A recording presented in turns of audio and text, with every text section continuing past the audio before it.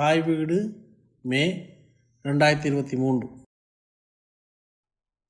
ஆயினும் கலகத்தே செய்கின்ற சமண வஞ்சகர்கள் பொய்யே கட்டிய புரட்டு திருட்டு சிந்தாமணி கதையை உண்மையென்று நம்பி அனபாயச் சோழன் மனமகிழ்ந்து சிறப்புகள் செய்து பலபட பாராட்டி கேட்டு அதில் லயித்திருந்த போது உபயகுல மணிவிளக்காகிய சேக்கிழார் சமணர் செய்த பொய் நூல் இது, இம்மைக்கும் மறுமைக்கும் உதவாதென கூறிய வேளை இது பயனற்ற வீண் கதையனின் பயன் தரத்தக்க கதையது, அது இதுபோல் சிறப்பானதா என சோழமன்னன் கேட்க பக்திச்சுவை நனி சொட்ட சொட்ட பாடியது பெரிய புராணம் என சேக்கிழார் புராணம் கட்டிய பொய்க்கதையே பெரும்பாலும் நம் சூழலில் சீவசிந்தாமணி என்னும் நூல் பற்றிய முதல் அறிமுகமாக இருந்தது. 1894 உவே சாமிநாத ஐயர் புறநானூரை வெளியிடுகின்றார். அந்த நூல் வெளிவந்தவுடன் தமிழ்நாட்டு வரலாற்றில் அதுவரை இல்லாத ஒரு கிளர்ச்சி உணர்வு தமிழ் மக்களிடையே உருவாகிறது.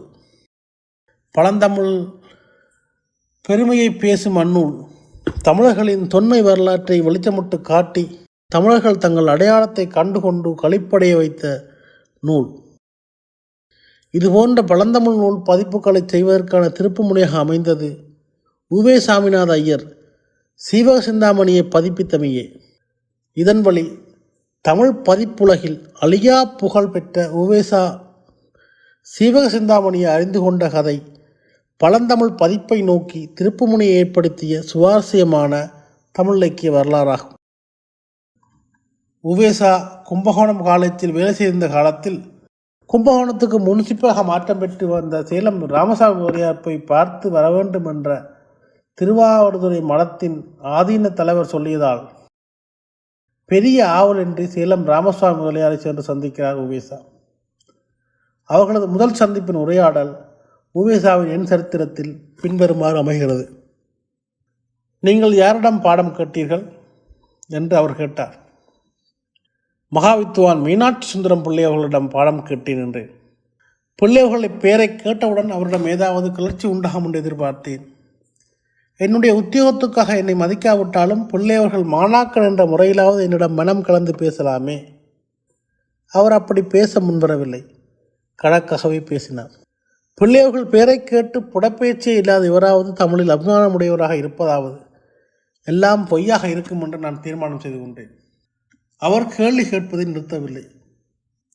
என்ன பாடம் கேட்டிருக்கிறீர்கள் என்ற கேள்வி அடுத்தபடியாக அவரிடமிருந்து வந்தது. இதற்கு நாம் பதில் சொல்லும் வகையில் இவரை பிரமிக்கும்படி செய்துவிடலாம் என்ற நிச்சய புத்தியோடு நான் படித்த புத்தகங்களின் வரிசையை ஒப்பிக்கலானேன். குடந்தை அந்தாதி, மரசை அந்தாதி, புகழூர் அந்தாதி, திருவரங்க தந்தாதி, அழகர் அந்தாதி, கம்பர் அந்தாதி, முல்லை அந்தாதி, மீனாட்சி அம்மை பிள்ளைத்தமிழ், முத்துக்குமாரசாமி பிள்ளைத்தமிழ், அகிலாண்ட நாயகி பிள்ளைத்தமிழ், சேக்கிழார் பிள்ளைத்தமிழ், திருக்கோவையார், தஞ்சவாணன் கோவை என்று சொல்லி கொண்டே போனேன். அந்தாதிகள் 20, கலம்பகங்கள் 20, கோவைகளில் 15, பிள்ளைத்தமிழ்களில் 30, உலாக்கள் 20, தூதுகள், இப்படியே பிரபந்தங்களை அடுக்கினேன். அவர் முகத்தில் கடுகள வியப்பு கூட தோன்றவில்லை. இதெல்லாம் படித்து என்ன பிரயோசனம் என்று திடீரென்று அவர் இடைமறித்து கூறினார். நான் மிக்க ஏமாற்றம் அடைந்தேன். இவர் இங்கிலீஷ் படித்து அதிலே முகம் கொண்டவராக இருக்கலாம், அதனால்தான் இப்படி சொல்லுகிறார் என்ற எண்ணம் எனக்கு உண்டாயிற்று. ஆனாலும் நான் விடவில்லை. புராண வரிசையை தொடங்கினேன். திருவிளையாடற் புராணம், திருநகை காரோண புராணம், மாயூர புராணம், கந்த புராணம், பெரிய புராணம், குற்றால புராணம். அவர் பழையபடியே கச்சலை போல இருந்தார். நைடதம், பிரபுலுங்க லீலை, சிவஞான போதம், சிவஞான சித்தியார் உரை என நூல்களின் பெயர்களை சொன்னேன். இலக்கண நூல்களை எடுத்து கூறினேன். அப்பொழுதும் அவருக்கு திருப்தி உண்டாகவில்லை. அடடா, முக்கியமானவற்றை எல்லவோ மறந்து விட்டோம். முதலில் அதையே சொல்லியிருந்தால் இவரை வழுக்கி கொண்டு வந்திருக்கலாமே என்ற உறுதியுடன் கம்பராமாயணம் முழுவதும் 2-3 முறை படித்திருக்கிறேன். பிள்ளையவர்களிடம் சில காண்டங்களை பாடம் கேட்டிருக்கின்றேன் என்றேன். ராமசாமி முதலியார் சரி அவ்வளவுதானே என்று கேட்டார். எனக்கு மிகவும் அதிருப்தி ஏற்பட்டுவிட்டது. கம்பராமாயணத்தில் கூடவா இவ்வளவு பாராமுகம், இவ்வளவு அசட்டை என்ற நினைவே அதற்கு காரணம். அதற்கு மேலே சொல்ல என்ன இருக்கிறது, ஆனால் அவர் என்னை விடுவதாக இல்லை. மேலும் கேள்வி கேட்கலானார். இந்த பிற்காலத்து புத்தகங்கள் எல்லாம் படித்தது சரிதான். பழைய நூல்களில் ஏதாவது படித்தது உண்டா? எனக்கு அவர் எதை கருதி கேட்டார் என்று தெரியவில்லை. பிள்ளையவர்கள் இயற்றிய நூல்களையே நான் படித்திருப்பதாக இவர் எண்ணிக்கண்டாரோ? கந்த புராணம், பெரிய புராணம் முதலியெல்லாம் பழைய நூல்கள் அல்லவோ? கம்பராமாயணம் பழைய நூல்தானே.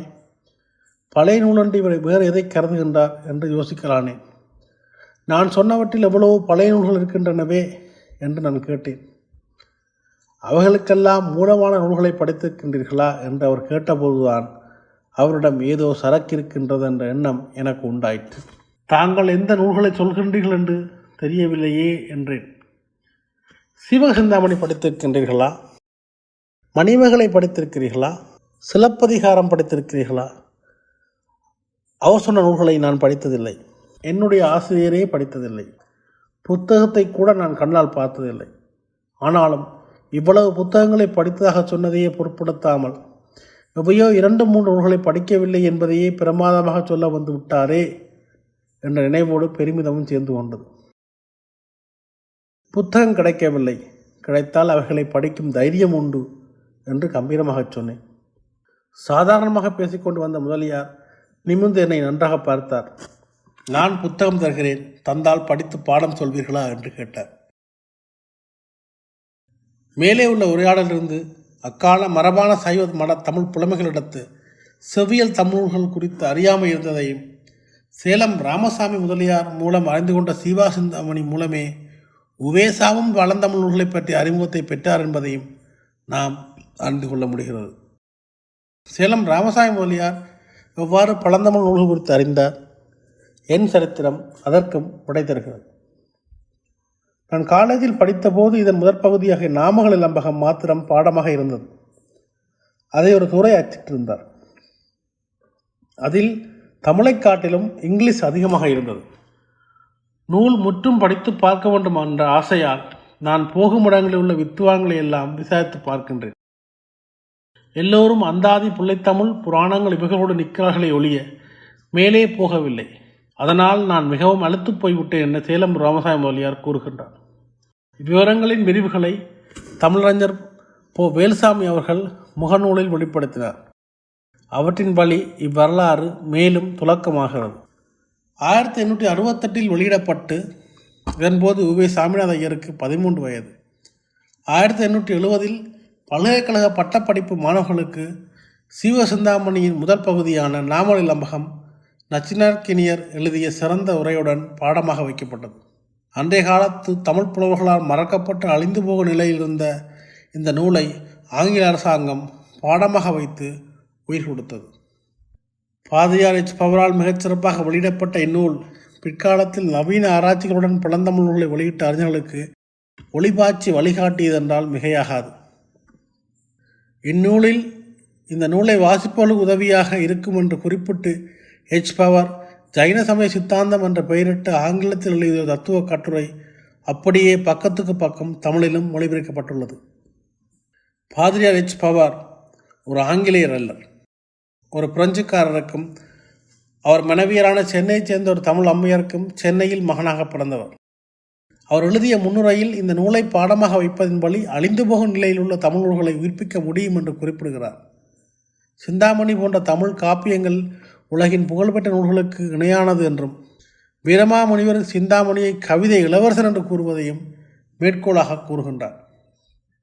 1855 இவரால் Tamil language and literature, Tamil மொழியும் இலக்கியமும் என்ற தலைப்பில் கல்கத்தா ரிவ்யூ 15 40 பக்கங்கள் எழுதப்பட்ட மிக முக்கியமான கட்டுரையே தமிழ் இலக்கிய வரலாற்றை பற்றி முதலாக எழுதப்பட்ட கட்டுரை என்று கருதப்படுகிறது. இந்நூல் ஆய்வுபூர்வமான அடிக்குறிப்புகள், அறிஞ்சொல்லகராதி, அதே அறிஞ்சொல்லகராதி ஆங்கில மொழியிலும் என்று பல வகையிலும் சிறப்பாக வெளியிடப்பட்டுள்ள இந்நூலை BA வகுப்பில் படித்து சுவைத்த சேலம் ராமசாமி முதலியார் 10 ஆண்டுகள் கழித்து கும்பகோணம் நகரத்தில் உவேசாவை சந்திக்கும் போது நூலையும் படித்து சுவைக்க வேண்டும் என்ற தன் ஆசையை வெளியிட்டு கூடவே நூலையும் சிவசிந்தாமணி முழுமையாக எழுதப்பட்ட ஏட்டுச்சுவடியையும் அவரிடம் கொடுக்கின்றதையும் என் சரித்திரம் பதிவு செய்துள்ளது. பிற்காலத்தில் உவேசாவை தமிழ் தாத்தாவாக புகழ்வதற்கு ஒரு அடியெடுத்து கொடுத்தது இந்த நூல்தான். இந்நூல் பிற்காலங்களில் உவே சாமிநாத ஐயர் தான் வெளியிட்ட நூல்களுக்கு மிகச்சிறப்பான முன்னுரைகள் எழுதியிருப்பதற்கு பவரால் விரிவாக எழுதப்பட்ட ஆராய்ச்சி முன்னுரையே முன்னோடியாக இருந்திருக்க வேண்டும். 1880 சிவசிந்தாமணி அறிந்து கொண்ட உவேசா 1987 சிவசிந்தாமணி முதல் பதிப்பை வெளியிடுகிறார். ஆனால் அதற்கு முன்னரே 1883 அரங்கசாமி பிள்ளை என்பவரால் சிவசிந்தாமணி முதல் பகுதியின் மூலம் மற்றும் முறையில்லாமல் வெளியிடப்பட்டுள்ளது. என்ன பிரயோசனம் என்ற ஒரு கேள்வியில் தூக்கி எறியும்படி அந்த புத்தகத்தில் என்னதான் இருக்கிறது பார்த்து விடலாம் என சேலம் ராமசாமி முதலியார் கொடுத்த சிவசிந்தாமணி பிரதியை படிக்க ஆரம்பிக்கிறார் உவேசா.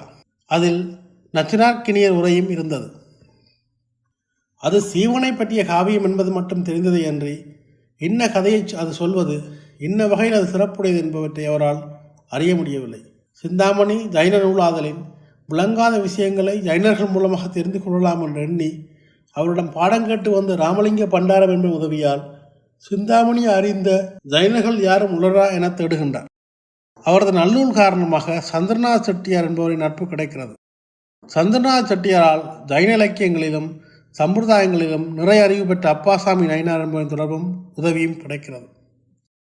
அப்பாசாமி நயினார் சிறந்த தமிழறிஞரான சக்கரவர்த்தி நயினார்களுடைய தந்தையார் என்பது குறிப்பிடத்தக்கது. நச்சினார்க்கினியர் இடையிடையே மேற்கோளாக காட்டும் செய்யும் பகுதிகள் இன்ன நூலை சார்ந்தவை என்று சிவசிந்தாமணி ஆராய்ந்து வந்தபோது உவேசாவால் தெரிந்து கொள்ள முடியவில்லை. தொல்காப்பிய சூத்திரங்களையும் திருக்கோவையாரிலிருந்தும் திருக்குறளிலிருந்தும் சில செய்யுட்பகுதிகளை அவர் எடுத்து காட்டுகின்றதையும் அறிந்து கொண்டார். மற்ற மேற்கோள்களை படித்த போது ஏதோ கண்ணை கட்டி காட்டில் விட்டதாக இருந்ததை ஒழிய இன்ன நூலில் உள்ளது, இன்ன விஷயத்துக்காக மேற்கோள் என்ற செய்திகள் அவருக்கு தெளிவாகவில்லை. சிவசிந்தாமணியை மாத்திரம் படித்து ஆராய்வதனால் அந்த நூலை பதிப்பிக்க இயலாதென்றும் மற்ற பழைய நூல்களை படித்து தெரிந்து கொண்டால்தான் சிந்தாமணியின் பொருள் விளக்கமாகும் என்று உணர்ந்த அவருக்கு சிந்தாமணியைப் போல் தமிழ்நாட்டில் வழங்காத நூல்கள் வேறு என்னென்ன உள்ளன என்ற ஆராய்ச்சியிலே மனம் சென்றது. ராமசாமி முதலியார் சென்னை போகும்போது அவருக்கு சிலப்பதிகார பிரதியை கொடுத்து சென்றார். சென்னைக்கு சென்ற பிறகு அவர் கேட்டுக்கொண்டதற்கிணங்க மணிமேகலை பிரதியையும் அனுப்பினார். பழைய நூல்களை தொகுத்து பார்க்கும் விஷயத்தில் கவனம் சென்ற போது திருவாவடுதுறை மடத்தில் என்னென்ன பழைய நூல்கள் உள்ளன என்று தேடி பார்க்க எண்ணி ஒரு சனி ஞாயிறு விடுமுறையில் அங்கிருந்த பழஞ்சுவடி கட்டுக்களை புரட்டி பார்க்கலானார். ஏடுகளெல்லாம் மிக பழமையானவை, எடுத்தால் கையில் ஒட்டிக்கொள்ளக்கூடியவை. ஒரு கட்டில் ஏட்டுத்தொகை என்றும் சங்க நூல் போல் தோற்றுகின்றது என்றும் எழுதி குமாரசாமி தம்பிரான் கட்டி வைத்திருந்தார். அதை எடுத்து பார்க்கையில் நற்றினை முதலிய சங்க நூல்களின் மூலம் என்று தெரிந்தது. எட்டுத்தொகை என்பதுதான் ஏட்டுத்தொகை ஆயிற்று என்று உணர்ந்தார். எல்லாவற்றின் மூலத்தையும் சேர்த்தெழுதிய ஏட்டுச்சுவடி ஒன்றும் அக்கட்டில் அகப்பட்டது. அதில் கலித்தொகையையும் பரிபாடலும் இல்லை. எட்டுத்தொகையோடு புறநாட்டுப்படை ஏட்டுச்சுவடியும் கிடைத்தது. 14 கீழ்கணக்கடங்கிய அபூர்த்தியான சுவடி ஒன்றும் கிடைத்தது. இவற்றை படித்தறிந்து கொண்டதை பற்றி உவேசா சிந்தாமணி உரையில் காணப்பட்ட மேற்கோள்களை தனியே எழுதி வைத்துக்கொண்டு திருப்பி திருப்பி பார்த்து வருவேன். அதனால் அவை மனப்பாடமாகவே இருந்தன. அவற்றில் சில அந்த பழைய ஏடுகளில் காணப்பட்டன. அவற்றை கண்டபோது பெரிய புதையல் கிடைத்தது போன்ற சந்தோஷம் எனக்கு உண்டாயிற்று. மேலும் படிக்கத் தொடங்கினேன். படித்தால் எளிதில் விளங்கக்கூடிய நூல்களாக அவை தோற்றவில்லை. அவற்றில் உள்ளது வேறு ஒரு தனி பாசை போலவே இருந்தது. ஆனாலும் நான் விடவில்லை, படித்து பார்த்தேன். தொல்காப்பிய உரைகளில் வரும் பல செய்யுட்கள் அவற்றில் இருந்தன. இந்த நூல் தொகுதியே ஒரு தனி பிரபஞ்சம் என்ற எண்ணம் எனக்கு வர வர வலிமை அடைந்தது. அகநானூற்றை படித்து அதிலுள்ள செய்யுட்களுக்கு இலக்கமிட்டு அவற்றுள்ள அரும்பதங்களையும் தொடர்களையும் தொகுத்து அகராதி வரிசையில் எழுதி வைத்து கொண்டேன். நச்சினார்க்கினியர் எங்கெங்கே என்றார் பிறரும் என்று எழுதுகின்றாரோ அங்குள்ள மேற்கோள் பகுதியில் உள்ள பதங்களையும் தொடர்களையும் அந்த அகராதியிலே பார்ப்பேன். ஒன்றென்று கிடைக்கும். அந்த பாட்டை எடுத்து பார்ப்பேன். சிந்தாமணியில் நச்சினார்க்கினியர் எழுதியிருக்கும் முறையால் அந்த செய்யுள் ஒவ்வாறு விளங்கும். அதிலே ஈடுபட்டு ஒரு முறை, 2 முறை, 3 முறை படித்து பார்ப்பேன். சங்க நூல்களாகிய புதிய உலகின் காட்சிகள் பனி மூடிய மலை போல் என் கண்ணுக்கு தோற்றலாயின. பனிப்படலம் படர்ந்திருந்தாலும் மலையினுடைய உயரமும் பருமையும் கண்ணுக்கு புலப்படுதல் போல தெளிவாக விளங்காவிட்டாலும் அந்த சங்கநூற்று செயற்கொள் பொருளமைதியால் நிலத்திலும் பெரியனவாகவும் வானிலும் உயர்ந்தனவாகவும் கடல் நீரிலும் ஆழமுடையனாகவும் தோன்றின. சிந்தாமணி உரையில் என்றார் அகத்திலும் என்று முதற் பகுதியில் வருகிறது. அங்கே உள்ள செய்யுட்பகுதி அகநானூரில் இருந்தது என்று என் சரித்திரத்தில் குறிப்பிடுவார். சிவசிந்தாமணியின் இறுதி பகுதிகளை எல்லாம் முடித்து முகவரை முதலியவற்றையும் அச்சிற் கொடுத்து ஒருமுறை புரூப் திருத்தம் செய்து கொடுத்தவுடன் ஈசன் திருவருளால் காரியம் இனிது நிறைவேறியது என்ற மகிழ்ச்சி மீதி வந்தது. உடம்பில் அப்போது ஒரு சோர்வு உண்டாயிற்று. இரவு பகலின்றி உழைத்த காலங்களெல்லாம் வராத சோர்வு முடித்து விட்டோம் என்ற அளவில் காத்து நின்று பாய்வது போல் என்னை அமுழ்த்தியது. அச்சுக்கூடத்தில் ஓரிடத்தில் படுத்து நித்திரை செய்யலானேன். சுகமாக தூக்கம் வந்தது. தூங்கி விழித்தபோது முன்பே வந்து காத்திருந்த ஒருவர் இந்தாருங்கள் 10 பாட்டு என்று சொல்லி ஒரு 8 ஜோடியை என் கையில் அளித்தார். கொடுத்தவரை நிமிர்ந்து பார்த்தேன். வேலூரில் உள்ள வீரசைவராகிய குமாரசாமி ஐயர் என்பவரே அது அளித்தவர் என்று அறிந்தேன். இவர் இயற்றமிழ் ஆசிரியராகிய விசாக பெருமாள் ஐயருடைய மருகர். அவர் பழைய வித்வான்களின் வீடுகளில் ஆதரவற்று கிடக்கும் 8 ஜோடிகளை இலவசமாகவது சிறு பொருள் கொடுத்தாவது அவ்வீட்டு பெண்பாளர் முதலியோடம் வாங்கி விரும்பியவர்களுக்கு கொடுத்து ஊதியம் பெற்று காலக்ஷேபம் செய்பவர் என உவேஷா என் சரித்திரத்தில் குறிப்பிட்டவற்றிலிருந்து சிவசிந்தாமணியே அவருக்கு பழந்தமிழ் நூல்களை அறியவும் பயிலவும் காரணமாக அமைந்திருந்தது. அது மட்டுமல்லாமல் சேக்கிழார் ஜைனர்கள் கட்டிய கதை அந்நூல் என்று சொன்னார் என்றும் நான் வாசித்திருந்தேன். அந்த சோழ சக்கரவர்த்தியின் உள்ளத்தை பிணிக்கும் காவிரசம் அந்த அரிய நூலில் இருப்பது உண்மை என்றே நான் உணர்ந்தேன். அது பொய்யே கட்டி நடத்திய சிந்தாமணி ஆனால் நமக்கென்ன? நாம் வேண்டுவன சொற்சுவையும் பொருட்சுவையும் தமிழ் நயமுமே என உவேசாவால் குறிப்பிடப்பட்ட சிந்தாமணிதான் அன்றைய காலத்து தமிழ் புலவர்களால் மறக்கப்பட்டு அழிந்து போகும் நிலையில் இருந்த தம் பழந்தமிழ் நூல்களை மீட்டெடுத்து வெளியிடுவதற்கு திருப்புமுனையாக அமைந்தது. குறிப்பு: இக்கட்டுரையின் மூலத்தவர்கள் உவேசாவின் என் சரித்திரத்திலிருந்தும் வேல்சாமியின் முகநூல் குறிப்புகளிலிருந்தும் எடுக்கப்பட்டது.